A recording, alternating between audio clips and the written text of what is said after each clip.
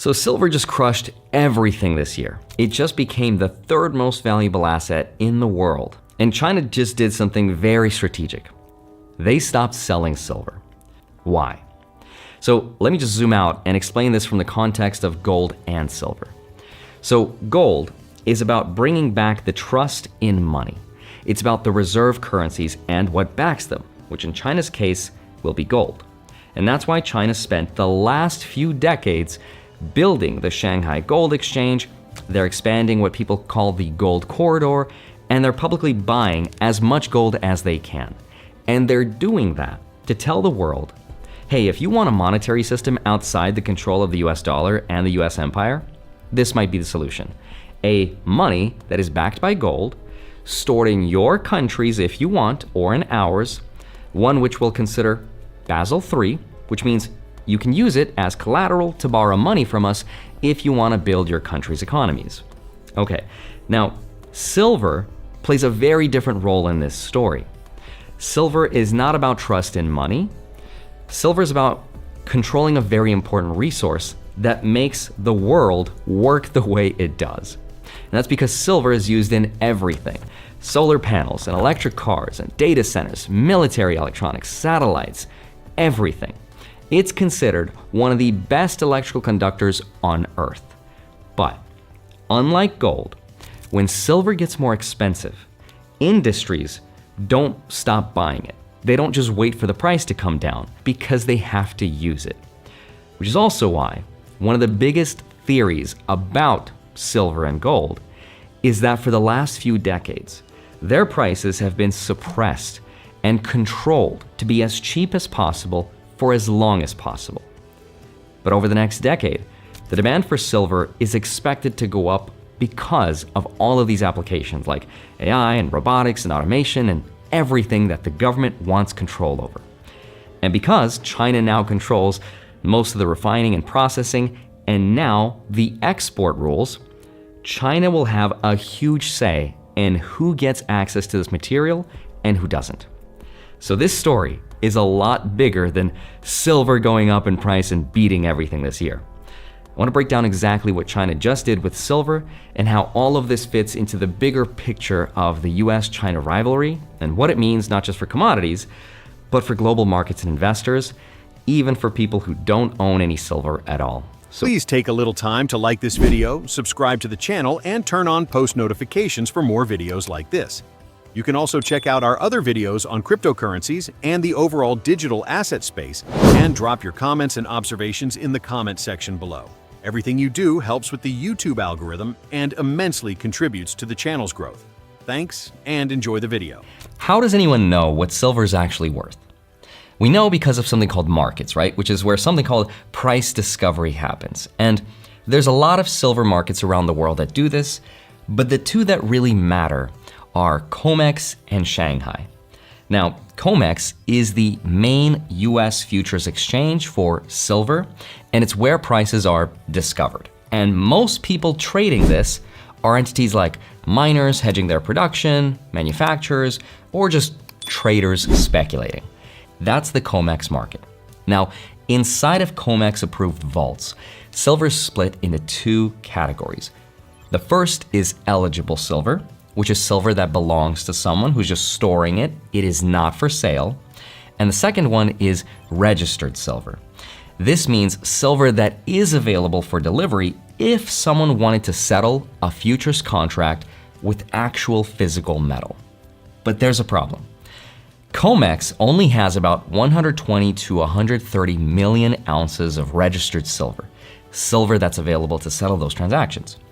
And that is only about 10% of the annual global demand, which is about 1.1 to 1.2 billion ounces a year. And that means if every trader who wanted physical silver wanted delivery of their silver at the same time, they would not be able to do that because less than 10% of it is available. So COMEX was never designed to supply the world's need for physical silver, but it works for now because most contracts are rolled over and most trades are cash settled.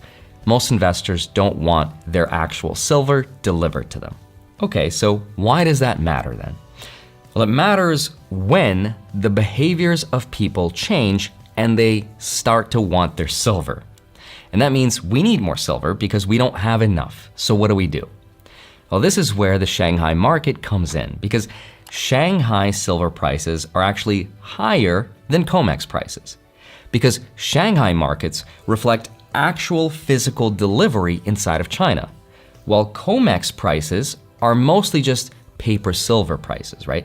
So when Shanghai trades a couple dollars above COMEX, that means the value of guaranteed physical silver is going up faster than the value of paper silver. And let me show you how this just happened. On December 24th, physical silver in the Shanghai market closed at about $78 an ounce. At the same exact time, silver on the COMEX market, which remember is the main Western futures market, paper silver, that closed at about $72 an ounce. That is a huge gap of about $6 per ounce. Historically, that kind of price difference is very unusual, because most of the time, the premium between the two markets is way less than $1 and rarely more than $2. Why? Well, because of something called arbitrage. People see where silver is the cheapest, they buy it, and then they sell it somewhere else where it's more expensive. That is arbitrage. Arbitrage traders, as they're called, normally erase those premiums, those gaps, almost instantly. Again, they buy where silver is cheaper, they sell where it's more expensive, they move the metal, and the prices converge. But when there's a $5 or a $6 gap and it stays for hours, especially during a low liquidity holiday season like it just did, it tells us that the arbitrage isn't really working the way it normally does. And that usually means physical silver is not moving as freely. Remember, Shanghai pricing reflects what it costs to store actual, deliverable physical silver inside of China. And that is the silver that is needed for manufacturers to make solar panels, electronics, etc. COMEX prices here in the West, by comparison, are about financialized markets, right? Where most contracts are never delivered, they're never settled in silver, they're just settled in cash. Now, under normal conditions, those two systems stay linked pretty closely.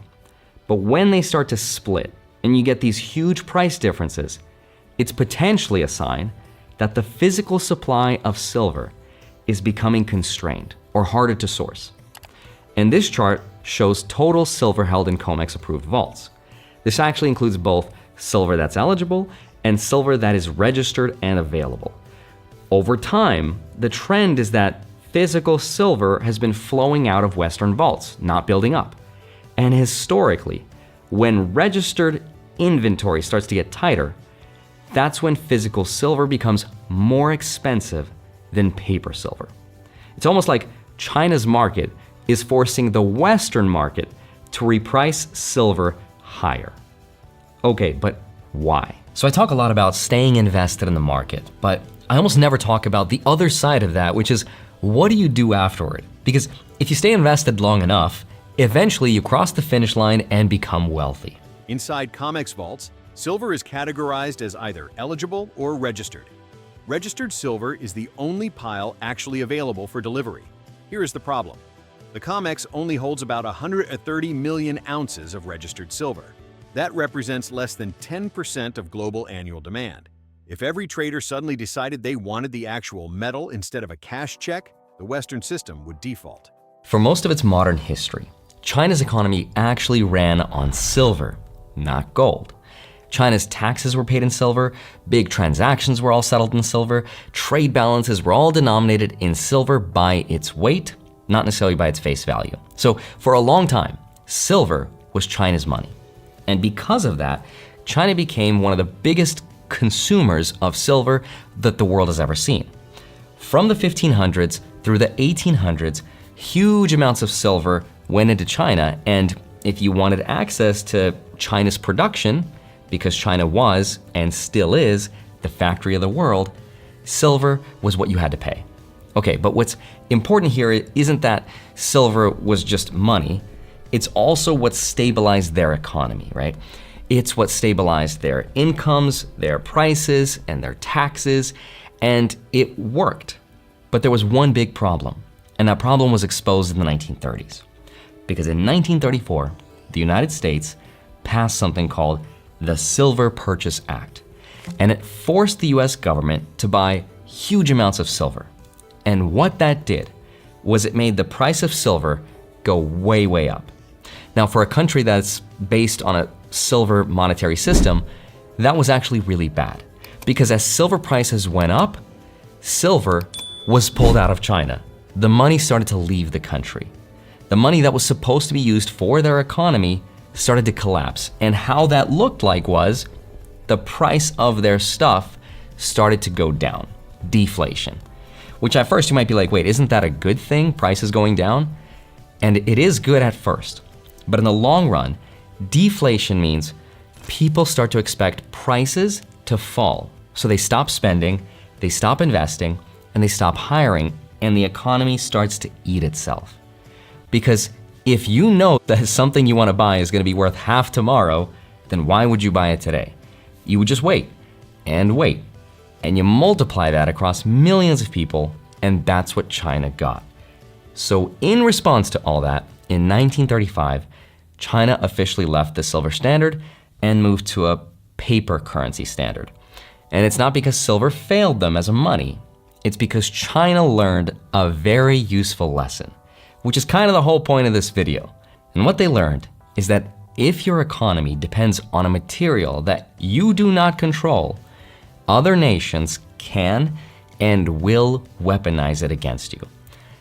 And that's a lesson that I think China didn't forget. And when you look at what China's doing today with silver, I think everything starts to make a lot more sense. Okay, so the question is, what exactly did they just do? And what are they doing now? And this is a masterclass in the global game of geopolitical chess, and I want to help explain it. What they did was, China reclassified silver under the dual-use export control rules. And that means a material that can be used for civilian purposes can now also be used for military and strategic purposes. And once something falls under that category, then exports are no longer automatic. Instead, they're going to need government approval. It's very smart because if China wants to ban silver, like they do Bitcoin all the time, that would create a lot of backlash. A ban would force other countries to react. The president of the US gets mad, whatever, right? But by relabeling it to strategically important, and on paper, China can say, well, we're not banning silver, we're not attacking anyone, we're just regulating something important to us. Now, of course, in practice, their rules are written so specifically that almost no one's going to qualify for these licenses. Only very big producers will be able to, and even then, approvals are going to be completely up to their government. And by doing that, it's closing an open market, and it starts gatekeeping because China is in the middle of the global silver supply chain. So this strategy gives them a lot more power. Because remember, most silver is not mined on its own. It's produced as a byproduct when companies mine for other metals like lead and zinc. And then if any silver's found, that silver has to be processed, it has to be refined and separated. And a huge part of that refining happens inside of China. So even if silver is found in the grounds of Mexico or Australia, there is a very good chance it still passes through Chinese infrastructure before it ever becomes a usable metal. And now, starting on January 1st, China will get to decide whether that metal leaves or not. Now, what's interesting about all this is that this isn't even China's first time doing this, because over the last 10 years or so, China did the exact same thing, but with rare earth elements. Today, China controls roughly 80 to 90% of global rare earth refining. Why rare earths? Because you need rare earths for electric motors, wind turbines, precision-guided missile weapons, all kinds of advanced electronics. In the early 2010s, China reclassified them as strategic. They started export quotas and licensing rules, and the prices went way up, and the governments all panicked. And only then did the US, Europe, and Japan realize that rebuilding their own refineries was not a short-term problem. In a lot of cases, it took more than a decade to partially remake non-Chinese supply chains.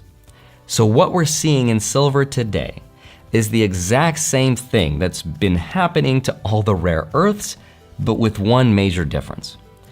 Silver is not a specialty metal. It's used everywhere. But the problem for the West is because of how silver reacts to pricing. Roughly 70 to 80% of silver's production comes as a byproduct of mining other things like copper, lead, and zinc. That means even if silver prices doubled, the production doesn't automatically increase unless base metal mining goes up as well. We have to mine more of everything else. This makes what economists call inelastic supply. What does that mean? So think of it like this. If coffee doubled in price today, some people would just start drinking less coffee. That's elastic, it's responsive.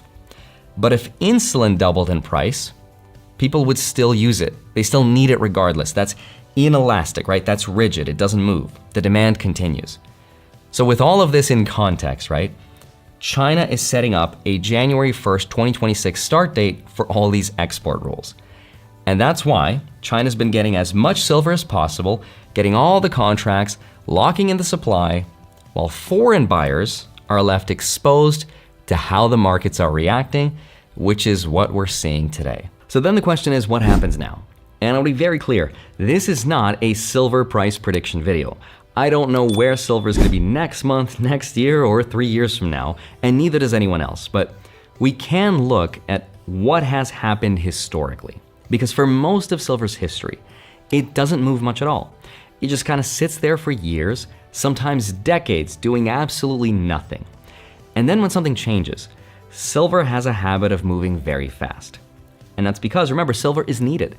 And the industries that need them don't have the luxury of waiting it out until the price goes down. And this has happened before several times in history. In the late 1960s and 70s, silver doubled more than once. In 1979 into 1980, it went from roughly $6-ish an ounce to over $50 an ounce in just over a year. In other periods, it did nothing for a very long time. That's the nature of silver. Now, this whole story about China and its interest in silver doesn't mean that silver is guaranteed to go up in price. Silver reacts very differently to other financial assets because when stocks get expensive, people can just wait to buy them. When bonds look unattractive, the money could move somewhere else. But when silver becomes harder to find, factories don't stop their production lines and governments don't shut down everything they're doing. So what happens? The price goes way, way up very, very fast. And that's when all the investors and speculators get on board and you see an even bigger price spike. And that part is the speculation part. And after those spikes, silver almost always corrects and goes back down. Not because the world suddenly needs less silver, it's because the speculative money that came in starts to leave because they start to take their gains, sell their silver, and move the money somewhere else. And once the leverage and excitement gets flushed out, or once people get margin called, prices can go down very fast, which is my very complicated way of saying, I have no idea where we are in this journey. Are we in the first phase where the price is catching up to the fundamental reality? Or are we now in the phase of speculation where YouTubers start making videos about this and this could go way higher before it goes way lower? I don't know. Some people say silver is finally catching up to reality. Some people say be careful buying it here because you're buying at the peak. I don't know, but what we do know is that once a correction happens, that money looks for the next place it thinks the upside hasn't happened yet. Sometimes that's equities, the stock market. Sometimes it's energy. Sometimes it's emerging markets. And in the most recent years, it's been things like Bitcoin and other hard assets. Now we've had the run in gold. We've had the run in silver, which could keep going. We've had the run in tech, especially AI. And because investors are always looking for the next best thing, that money could eventually leave the silver market and go somewhere else. Now, whether silver goes to $100 or back down to $50 isn't the most interesting thing. The most interesting thing is that this isn't really a story about silver. It's a story about something that is at the crossroads of money, power, industry, energy, technology, and China learned this lesson about silver the hard way almost 100 years ago when it was used against them. And today we're seeing the same lesson, but in reverse. Control everything, right? Control the processing, control the exit. And that's what the BRICS countries are trying to do. Build the trust with money, again using gold, decentralized custody of said gold using the gold corridor, and control the materials that the modern world can't live without. That's silver and rare earths. And if you do that, you don't just influence the price of those things, you influence who gets to build, who has to wait, and who has to ask you for money to fund their economy. That's leverage. And leverage is the most important currency in a world that's moving away from cooperation. It's what economists call this multipolar world. A world where it's not just one country that gets to make all the rules and control the world reserve currency. It's not going to be just the US. And silver is sort of like the next small domino in this story. The silver trap is set for January 1st. As the paper markets in the West struggle to keep up with the physical reality in the East, we are watching the world reprice risk in real time. What's your move? Are you holding the paper or are you holding the metal? Let me know your thoughts on the Shanghai Premium in the comments below. Please take a little time to like this video, subscribe to the channel, and turn on post notifications for more videos like this. You can also check out our other videos on cryptocurrencies and the overall digital asset space, and drop your comments and observations in the comment section below. Everything you do helps with the YouTube algorithm and immensely contributes to the channel's growth. Thanks, and enjoy the video.